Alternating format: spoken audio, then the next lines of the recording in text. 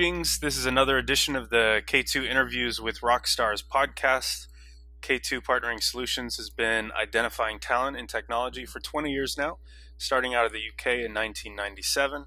We've supported our clients with multi-year ERP implementations, transitions to the cloud, digital journeys, and transformations into data-driven enterprises.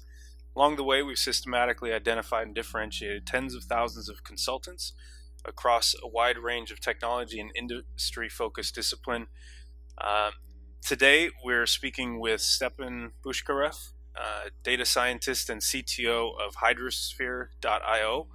Hydrosphere is end-to-end solutions which enable DevOps best practices in big data teams and decreases time to real value in big data projects through continuous analytics, putting deep learning into production, especially around deployment and data modeling.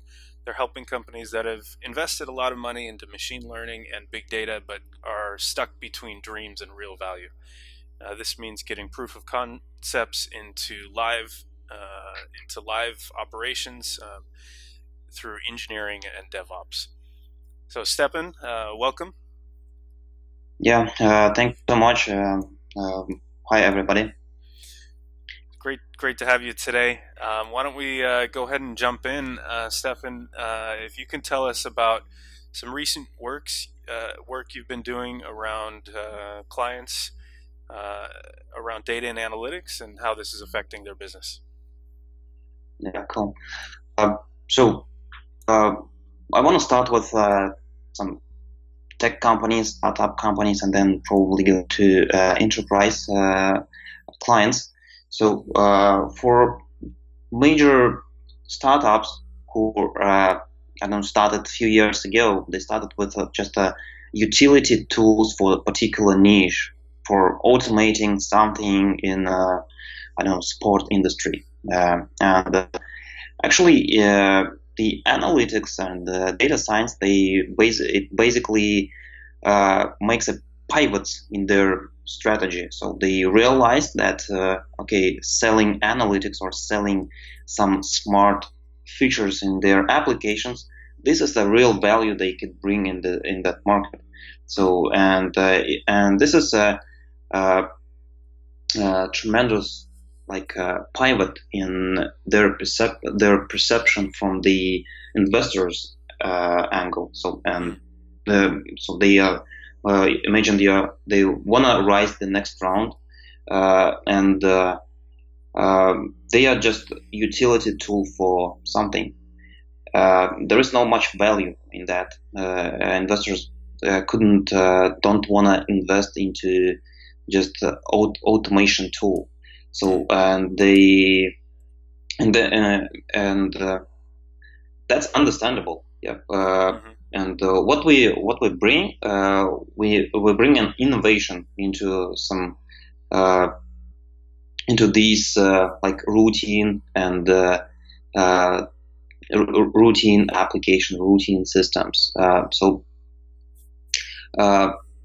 This is just a high level. So innovation in general, it's a value. Yeah, it's value from the investment standpoint, from the company's valuation, and so on. So, and this is obviously a competitive differentiator from their competitors.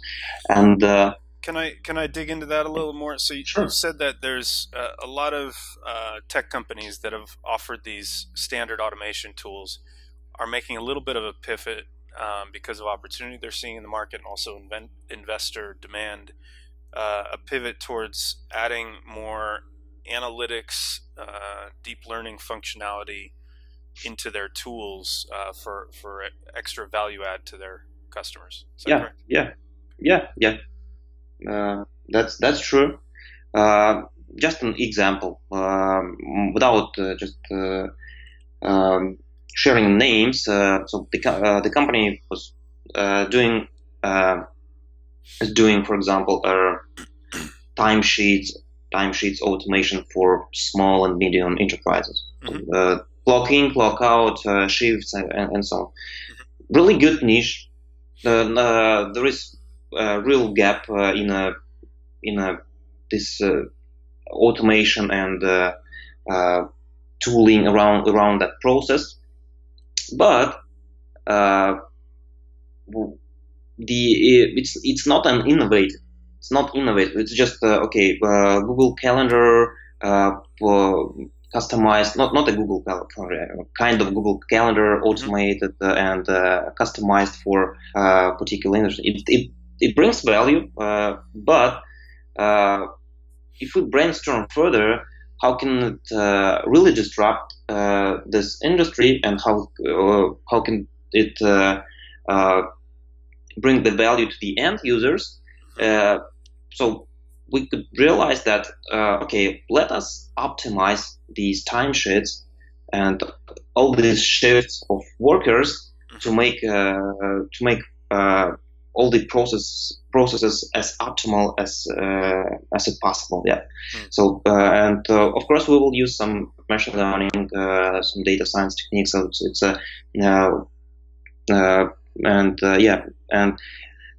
this is obviously raises the valuation of the company when they go to the next round. Was there something specific? So you mentioned timesheets. That's valuable to have the digital timesheets and automation there. The innovation around that, was there anything specific that stood out that can be done there? I mean, even just logging time into timesheets is one thing, but getting insights and optimizing the full schedule of workers is a little bit different task, and it requires analytics and data science work on it. And this is you feel the difference. Yeah. Another example. So it's not probably wide known. It's not. I'm not talking about some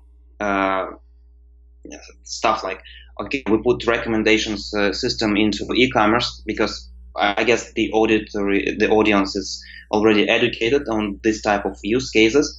So probably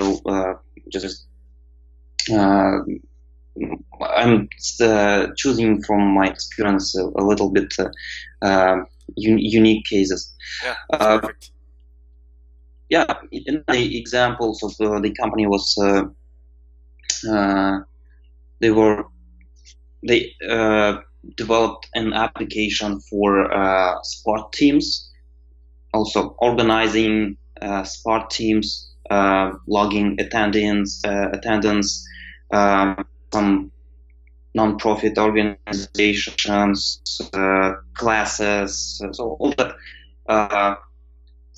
organizing sports. So that's cool, that's value. But we've recently identified that what is that value that customers want to pay for. And interesting, it was analytics. So it was a really pivot, and they started selling analytics to the organization, how their teams, how their money spent, how many classes, how many attenders. It's in this case it's just classical BI style analytics, but it will eventually turn into really smart insights and smart behavior, smart applications. And so this is just a starting point.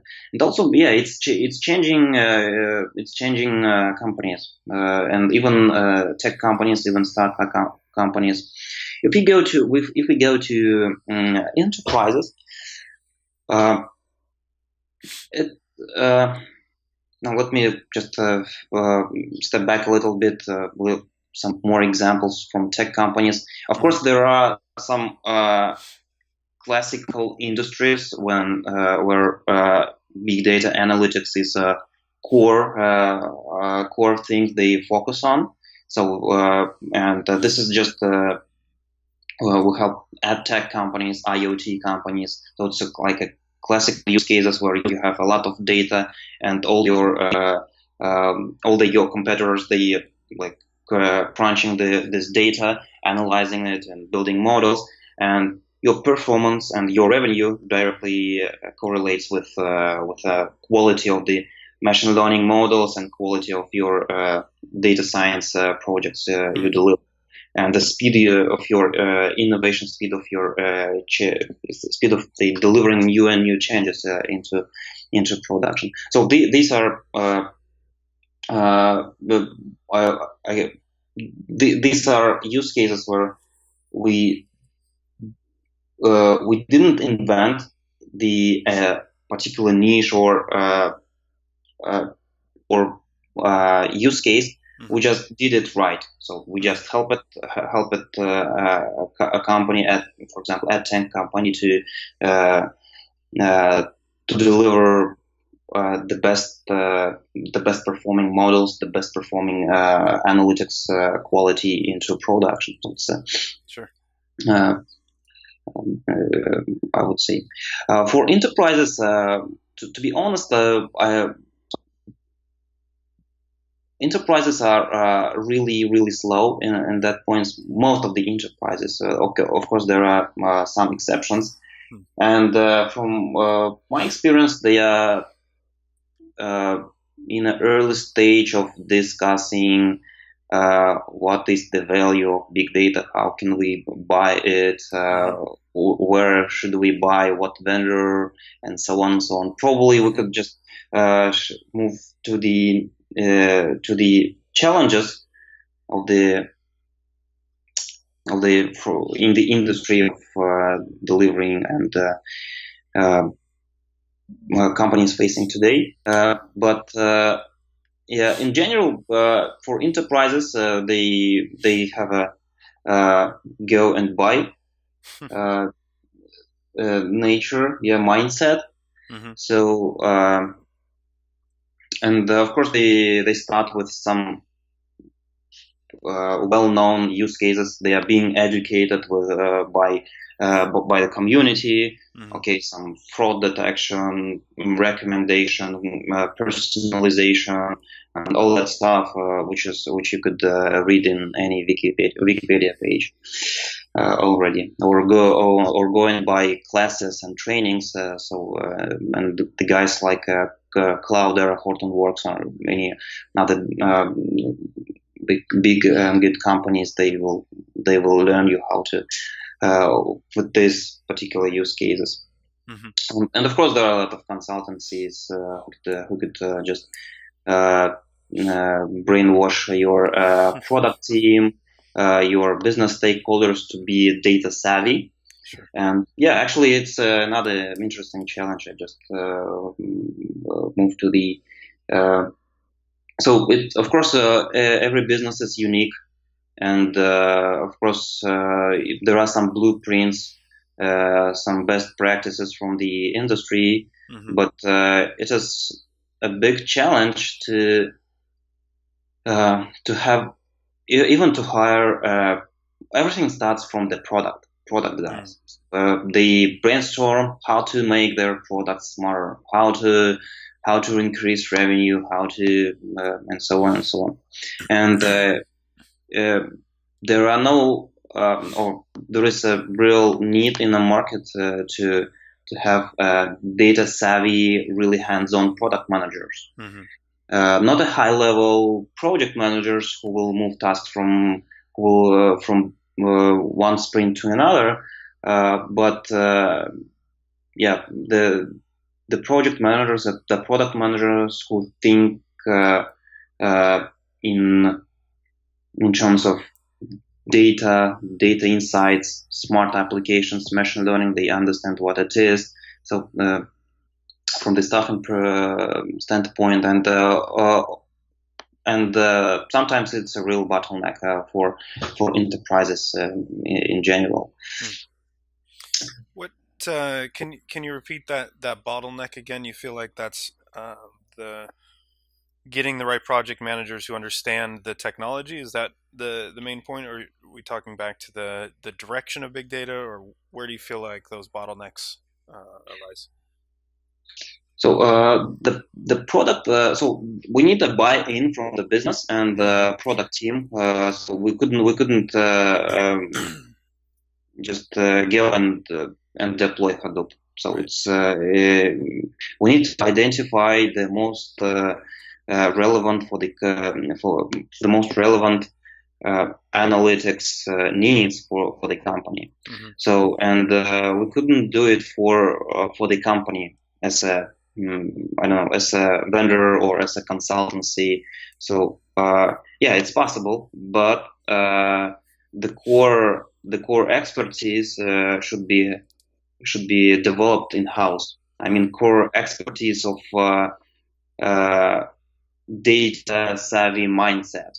Right. So they like you couldn't come to if you wanna be a Netflix of our world. You have to you have to treat it as your core expertise. Sure. You couldn't for example, as a consulting, you couldn't go to Netflix and tell them how they should use their data because they know it better than you. You could help them. You could just educate. You could just brainstorm, but they should drive this innovation. So and product, and then another big bottleneck is it's general in terms of it's not even relevant to big data analytics and data analytics is just slow and legacy enterprises and the decision-making process. So Sure. who makes decisions in enterprise? All this political stuff, which happens, not clear. Just an example. So to build something, they have to buy something. But in order to decide what to buy, they have to bring another consultancy to decide to create a list of vendors. Okay, and then so nobody owns this decision because they delegate it to the one consultancy, another vendor, and so on. And at the end of the day, nothing is delivered. So a bunch of tools is bought, but there is no delivered into production, or they go into like an integration nightmare. You talked. Thank you, Stepan. I get that more clearly now. Some of what you've described as a bottleneck between some decision-making processes and also just I don't know if it's catch-22 or how we describe that, but basically they've got to make some decisions on product. They've got to make some decisions on using that product and direction, and it's a little bit of a chaotic space where you're looking to your internal product teams, you're looking to your business team, you're looking to the consultancy here, a consultancy there, a little bit of chaos. Question, if we could nail down maybe a couple best practices or worst practices that you've seen. For example, you said as enterprises look to make some of those decisions, you use the term consultancies come in and brainwash. I think brainwashing is usually a negative term, but I'm sure consultancies also are providing some positive direction at times. Have you seen specific decisions that you think, wow, that's a really good decision for that enterprise or that company to take, versus I can't believe I hear companies making this decision all the time. I can't believe they make it. It's a bad decision. Can you tell us some of those good and bad decisions you see? Yeah, in terms of so everything starts with, as I mentioned, everything starts with building a core decision-making team and the process around that. So, and the good decision is to hire a consulting firm to do in this case, in a positive sentiment, I mean, do a brainwashing for DevOps and Agile. So it's kind of done thing in general. So everybody is doing the DevOps and Agile, but in fact, it's a showstopper for most of the enterprises. They couldn't build a decision-making process. They couldn't build a cross-functional teams to deliver quickly and reliably, and so on and so on. Without that, I do not believe that any ideas around big data analytics, AI, which blow minds our current audience will go live. So they will be, and this is very general suggestion, but I see that before even thinking about like a big data analytics and all that stuff, enterprises have to build a high velocity organizations internally, and they have to change their mind from buying platforms and some huge systems to buying services and building the core architecture in-house, and buying specific services which are required to fill some gaps in this architecture. So, for example, just an example, Amazon would never be an Amazon if they will use some e-commerce platform like Magento or whatever, like hybrid. So it's and if you want to be an Amazon of in your industry, you have to build your core in-house. It doesn't mean you should reinvent the wheel and build everything. You could, but your core should be built in-house, and you have to buy specific services. By services, I mean software services. If we talk about like data analytics, you could just sign up and buy a service for image recognition. You shouldn't reinvent this, but it's replaceable. It has clearly defined purpose in your system. And at the end of the day, you could do even if it becomes a cornerstone of your process, you could replace it or build in house. So this is a little bit different mindset. Or you will, for example, just buy a specific service for data analytics for fraud detection. So I want to highlight the difference. You could go and buy a big data platform, and you could go and buy a service for fraud detection. You feel the difference. So the service brings a final value to your product. It detects fraud. It has clear API, clear. You send transactions, and it sends and receive result back. So this if transaction is fraudulent or not. And if you buy a big data platform, which could potentially be used for building fraud detection system, so it creates a lock-in with particular vendor, and it prevents you to your team to be a hands-on in that process. So you do not own this ecosystem. So it's for enterprises, it's I guess it's probably the way to go. We could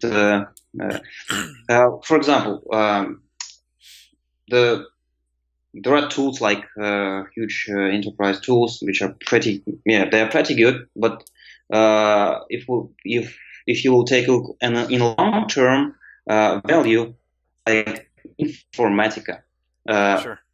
huge company, great tool, 10 or 15 years old already. You couldn't hire an Informatica developer right now. The only way because they do not exist in the market, and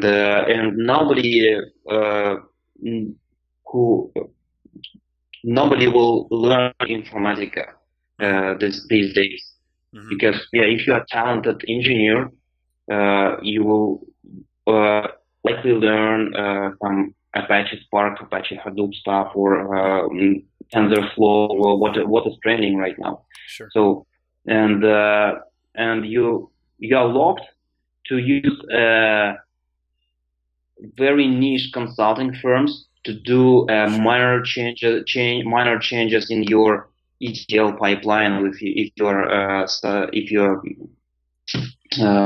married with Informatica. Sure. So and this is these are projects like okay, you hire some consultant to do a small stuff, but if you'll take a look at the delivery cycle of particular project, if you have to hire multiple consulting services to do a lot of minor stuff in your whole project, so it will never end. Yeah. Interesting. I'm glad I let you go on that that last train of thought there a little bit. I think it's important to talk about how some of the work with products, you've got to make the right decisions, otherwise it can go on. The scope keeps expanding, or the customization you have to make keeps coming in. But I want to take a step back there a little bit, back to kind of the good and bad of brainwashing or education that enterprises are receiving.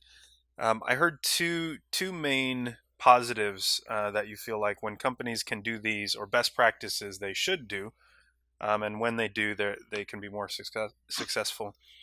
The first one, you talk about becoming more high velocity as a company, right? And building out those internal core decision-making teams around DevOps and Agile. I remember, that reminds me of something you said in a presentation 2 weeks ago that I saw. You said every enterprise or every company should become a software company. And I think you said every software company should be a data science company, or something like that. It was a every data science problem eventually become a software engineering problem once it's deployed into production. Right. So and what you're saying about that, I think, and what you're saying now is every company needs to take the step to building some capability in-house, right? If it's core to their business, they've got to build some software engineering capability in-house. And I think a lot of companies used to do that more, and maybe have moved towards more buying complete built products, and less custom work in-house. But they need to now go back to that agile core teams, product development teams. And then number two, you're saying, where they don't have the core, or where there's already a good plug and play tool out there, for example, image recognition or whatnot, go ahead and buy that software as a service, that plug and play software as a service, to fill in the gaps where you're not ready to build it yourself. Sure. Yeah. And that service might not be like completely third party. It could be deployed into your on-premise infrastructure if it requires some security compliance and so on.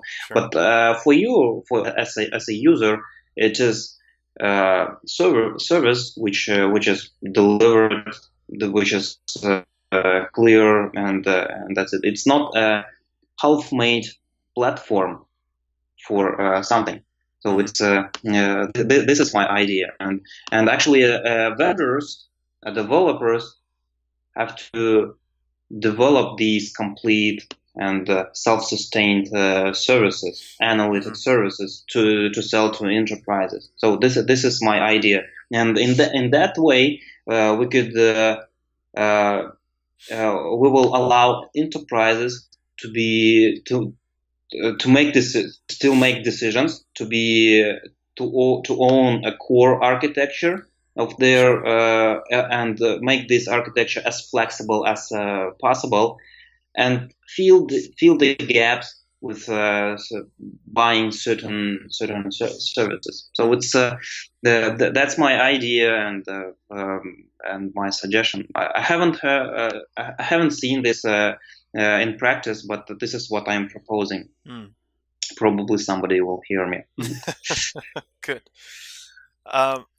One of that's kind of the counterpoint of that is what you were describing as maybe less good practice, or one of the legacy bad practices, is maybe to think too much about, okay, at the executive level, we need to get into big data. Okay, what product do we buy? Okay, let's go buy Hadoop, or let's go, I guess Hadoop is open source, but let's go buy something around Hadoop, or let's go buy that product or this product. And what you're saying is maybe that's backwards nowadays. That's not going to work very well. Yeah. I'm 100% sure it doesn't work. Okay. It's because a lot of noise in the market. Yeah, you know this. Everybody became big data vendor. Even you could see that, for example, company is developing just data warehouse database for last 20 years. Okay, and now they follow the trend and they become big data vendor. They put the data warehouse into Hadoop somehow. They have great capabilities, but you buy different vendors around Hadoop, and you create different data and software silos in your ecosystem where you couldn't manage. Because an idea of the big data analytics and the Hadoop, let's put all the data in one place, and it will be like a democratized across the enterprise. And now you buy a tool which understands a particular data format and builds its own data silo in this democratized data store. So it's it's a wrong path, and you should own you should own your core data flow, and you should own your core architecture for that. And this is in terms of attracting right people, attracting really good CEOs, VP of engineering. Yeah. This is also that makes sense, because it's really difficult for enterprises to hire talent. That's why they end up in buying platforms.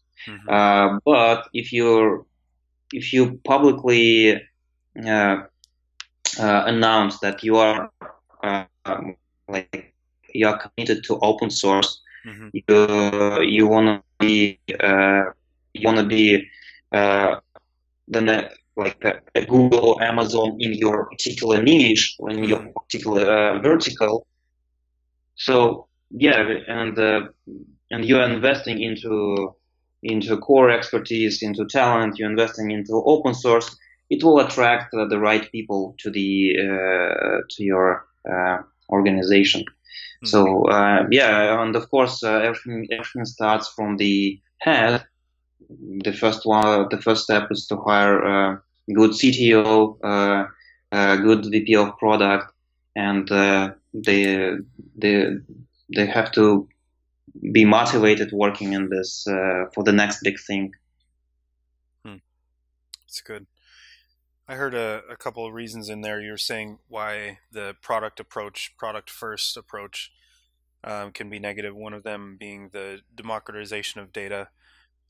If you're building it in house, you got full control of that data. But if you're pulling in a product that silos that data, all of a sudden you have less control over your core architecture, your core data flow, and then also the talent side of things. You mentioned both the executives who are at the forefront of big data change are looking for that flexibility and control, as well as you mentioned a lot of the engineers. The up and coming engineers nowadays are learning these technologies. They're not learning the old products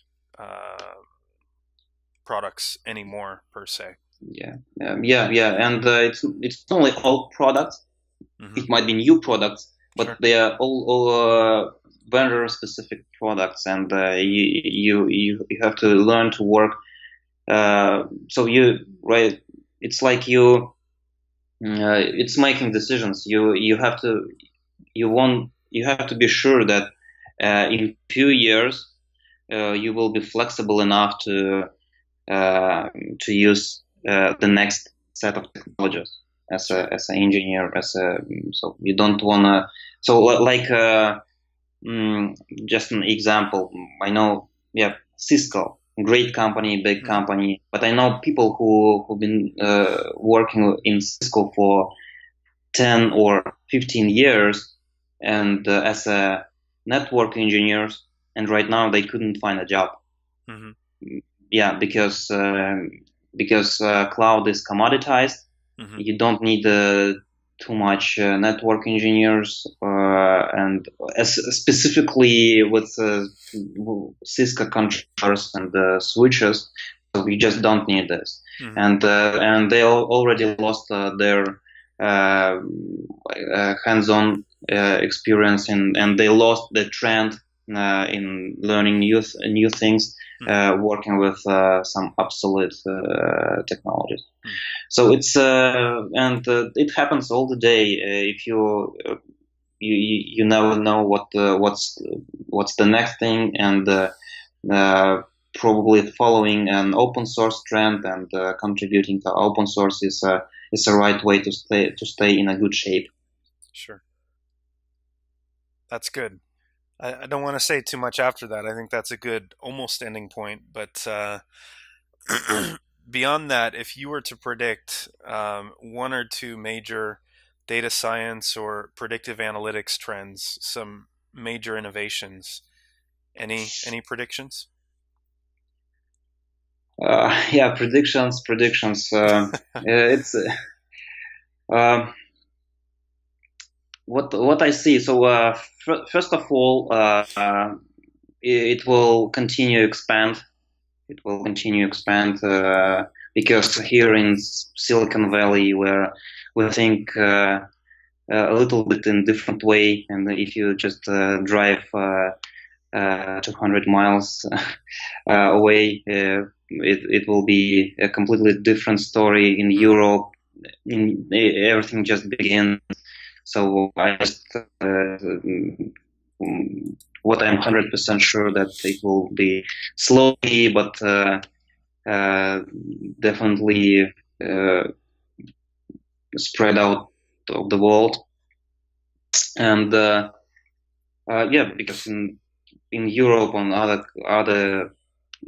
countries, it's like people still learning how to use Tableau for building reports and graphs, and they don't even think about machine learning and all that stuff.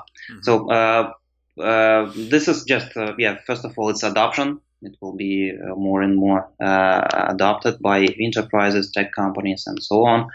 And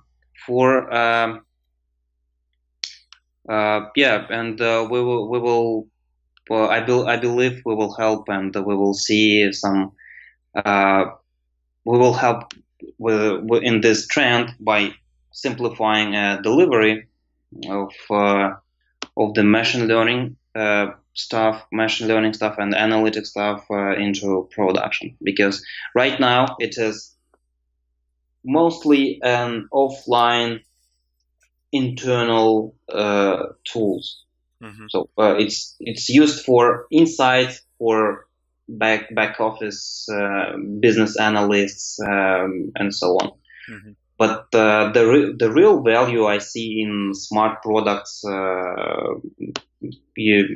which are user-faced, customer-faced, business-faced, and this is. It might sound a little bit not clear, but this is a big change from using big data as an old-style BI. Just replacing BI tools, right, and delivering a really smart products to the end users, like like Uber. Yeah, so sure. Uber. I know a lot of people blame Uber that they are just a taxi company, but if you think that their main value is not in being a taxi company and not being a marketplace for drivers and passengers, mm-hmm. but in ability to optimize traffic. Uber pool, how smart it is. It's amazing. Yeah. So how could they just and the value in just reducing car usage in cities, so, and all this stuff. So this is their value, and this is their. I don't work with Uber, and I'm just guessing, but from my perspective, this is the main value they bring to the market, and it's not about just a marketplace for drivers and passengers. So the idea of not using big data as a reporting or just BI replacement, mm-hmm. but for delivering really optimization, machine learning based stuff to the industry. Yeah, and of course, a lot of stuff will be more and more automated. You will see great companies like Data Robot, Big ML, so they automate some data science processes, and it will allow to just go from research to the model, and then using us to production in a really great pace and quality. So this is the thing. I think it will happen in the next year. It's not a long-term prediction. It should happen really quite soon. I don't know, everybody's talking about AI right now. Mm-hmm. Yeah, it's good to follow this trend, but actually we're watching at this moment because it's an early stage. We like to contribute into the research stuff, right. AI is and deep learning is just a subset of machine learning. Sure. It is also difficult to deliver that into production.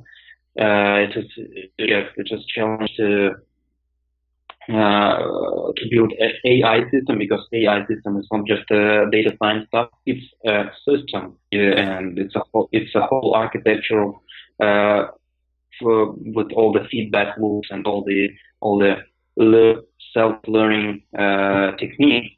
So actually AI involves more stuff from the software engineering rather than simple analytics, big data analytics.